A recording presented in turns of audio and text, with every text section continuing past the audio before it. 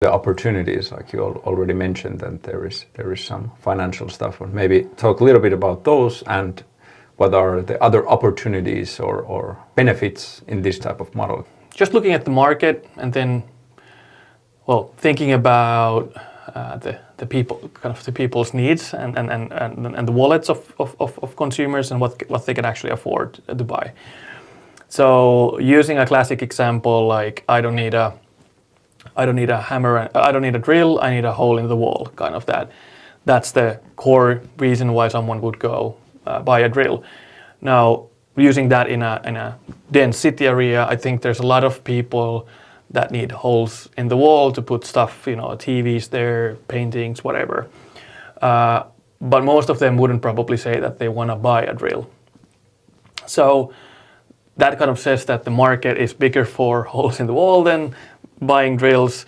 So there might be an opportunity that people are willing to pay a premium to get like the hole in the wall quickly delivered by DoorDash to your door in an hour. You drill the hole and then you send it out in 4 hours. I think that overall market can actually be bigger than the sales market of drills and how often people, after buying one, want to buy another one. So I think that's a big opportunity. Of course, there's opportunities from the perspective of sustainability and all of that.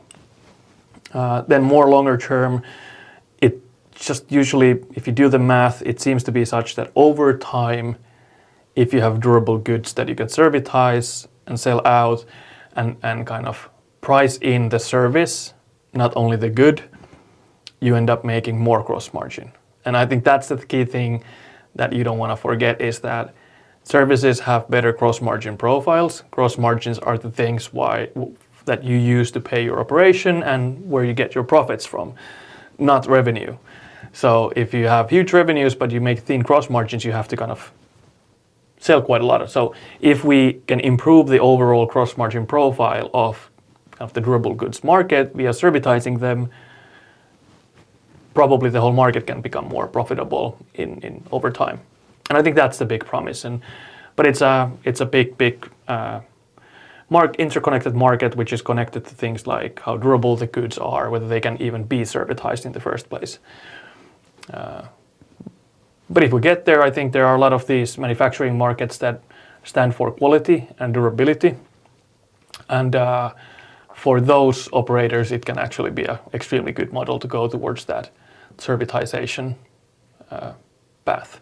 It also sounds like there is quite a nice opportunity for new entrepreneurs to maybe start like as a side hustle and maybe have like a one bike, and after a lot of, let's say, short-term rentals, when you start to make that margin, then you purchase new ones. So you can maybe do it a little bit slower but more efficiently, or Yeah, definitely. I think it's like if you look at an average US household, for example, if I remember the numbers correctly, they have about, let's say, $4,500 worth, like $4,500 worth of goods that they don't use, that are still quality goods.